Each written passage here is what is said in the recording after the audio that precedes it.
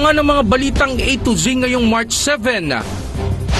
Dahil sa nakikita po natin as evidenced by the CCTV, wala pong pagbabantay na nangyari. Pag-iska po ng isang Korean fugitive sa QC, huli sa CCTV. 3 immigration operatives iniuugnay sa pagtakas.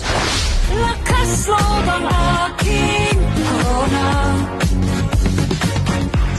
Sa balitang showbiz, Miss Universe Philippines 2023 Michelle Marquez D, isa ng reyna sa kanyang bagong musika. At sa ating kwento ng inspirasyon, tampok ng isang dalagang Pilipina na hindi lang maganda, malakas pa.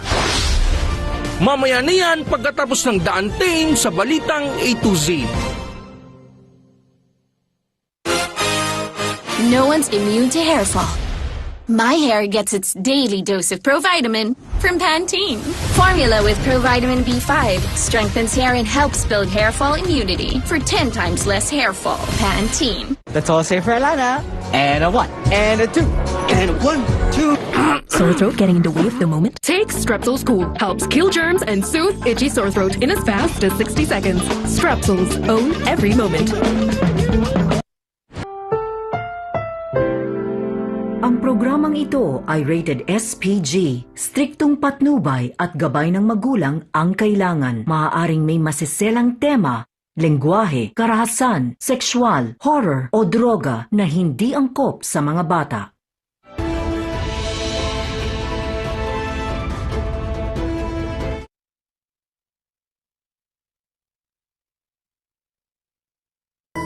Good day for a date. Bad day for kate. Baka dandruff yan. Mag Head and Shoulders every day. So you're up to 100% dandruff-free every day. Head and Shoulders. At first I was afraid, matabang lahat. Kept thinking, cooking's not for me, and just give up. But after spending so many nights, nakuha ko ngiti sara dahil sa Lola. They'll be wanting for more. Lola. And now I'm back. Luto mo yan. Lagi akong hinahanap sa gatherings, bawal pala. Basta may Nor ang luto ko, they love me even more. Basta Nor luto mo yan.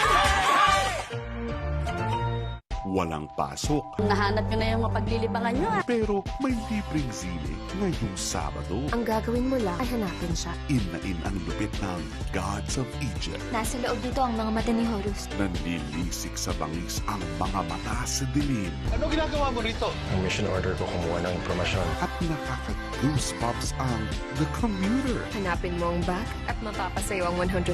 May pasok sa libreng zile. Gayon din sa A to Z. First, Abangan ang mga balitang A to Z ngayong March 7. Dahil sa nakikita po natin as evidenced by the CCTV, wala pong pagbabantay na nangyari. Pag-iska po ng isang Korean fugitive sa QC, huli sa CCTV. 3 immigration operatives iniuugnay sa pagtakas.